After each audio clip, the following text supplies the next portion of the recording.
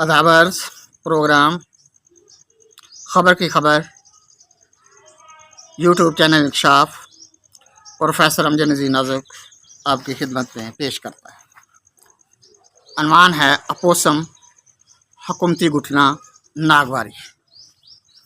ये 3 खबरें अखबार के सफ़ात पे एक 2 कालमी खबर नज़र से गुजरी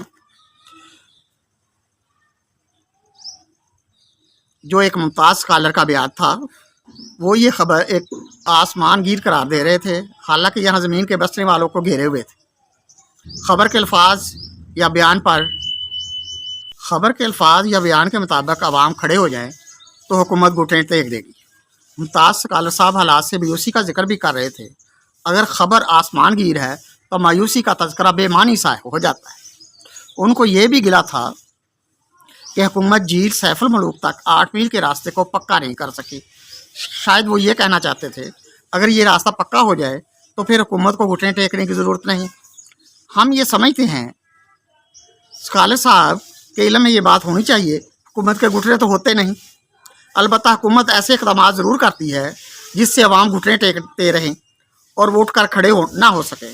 वैसे भी एक मशहूर मुफक्कर फरमा गए हैं, ये नादान गिर गया सजदे में जब वक्त क़याम आया। खबर में ये मशवरा भी दिया गया है कि ताज बरादरी सियासत को सही इस्तेमाल करके रास्ते पर डाल सकती है। शायद उनके कहने का मतलब ये है महंगाई मज़ीद बढ़ाकर मुल्क को दुरुस्त रास्ते पर लाया जा सकता है।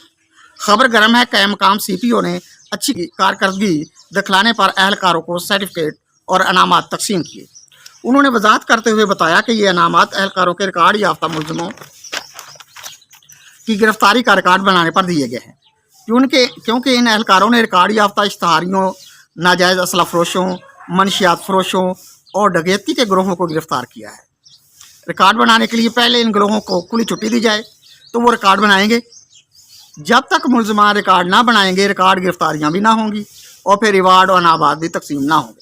बस याद रखिए, तारीफ़ी इसनाद हासिल करने का बेहतरीन तरीका ये है मुलज़म को या मुलज़मान को रिकॉर्ड याफ्ता मुलज़म बनने का पूरा मौका फराम किया जाए, फिर गिरफ़्तार किया जाए ताकि अनामात और तारीफ़ी सनदात ज़ाया ना हो।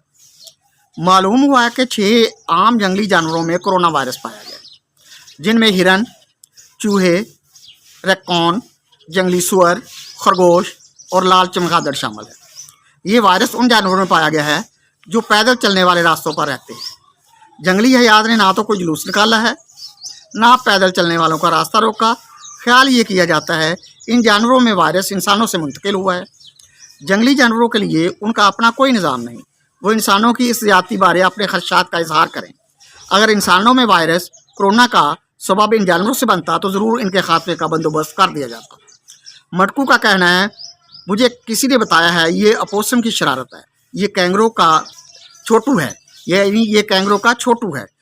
खरगोश के साइज़ का कैंगरू है जो अपनी थैली में कोरोना का वायरस चोरी करके ले गया और बाकी जानवरों में बांट दिया, वरना इंसान तो भला मानस है, वो ऐसे नहीं कर सकता। देखिए अब जंगली जानवर अपोसम से क्या सलूक करते हैं। उनको अपोसम पर ऐसा इल्ज़ाम अच्छा नहीं लगा, बेज़बान भला क्या एहतजाज करेंगे। अब आप एक बजटनुमा खबर सुनिए। वज़ीर आज़म फरमाते हैं मुल्क में हर साल 500 अरब रुपए की बिजली मिली भगत से चोरी हो जाती है। उन्होंने ये नहीं बताया सरकार ये 500 अरब बड़ी हुनरमंदी और महारत से वसूल कर लेती है। जब बिजली चोरी हो रही होती है तब सरकार नज़र आती ना बिजली करंट मारती है। मिली भगत का अगर सरकार को मालूम है तो यकीनन मिली भगत करने वाले बिजली चोरों का भी मालूम है। फिर उनको पकड़कर नुकसान जो कि हो चुका है उनसे वसूल क्यों नहीं किया जाता। इसके लिए गरीबों और शरीफों का जो बिल भी अदा करते हैं गला क्यों दबाया जाता है। चोरों की मुश्कें बांधना किस काम का है। इस मिली भगत में सरकार के नुमाइंदे भी तो शामिल होते हैं, कम अज़ कम उनका नाटका तो बंद किया जा सकता है। चोरों की मुश्कें बांधना किसका काम है।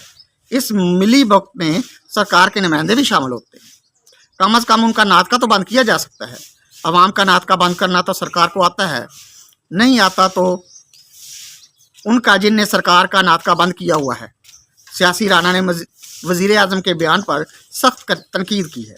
वो कहते हैं सियासी लोगों को तो कैद करके जेलों और थालों में ताले लगा कर रखा जाता है। ये कैसा वज़ीर आज़म है जो बिजली को ताले लगा कर नहीं रखता, उल्टा चोर दरवाजे बना रखे हैं। एक खबर के मुताबिक कराची शहर में अजीबोगरीब नागवार बू महसूस की जाने लगी थी। ये बू खासतौर पर बहिरा अरब के कराची के साहली इलाकों में महसूस की जा रही थी। जब इसका जायजा लेने का इंतजाम किया गया तो ये बात सामने आई, ये नागवार बू पौधों के गलने सड़ने की वजह से पैदा हो रही है। खासतौर पर यह बू एक खास पौधे फाइटोप्लैंक्टन की वजह से है। हर साल खास मौसम में ये पौधे समंदर की तह में उगते हैं।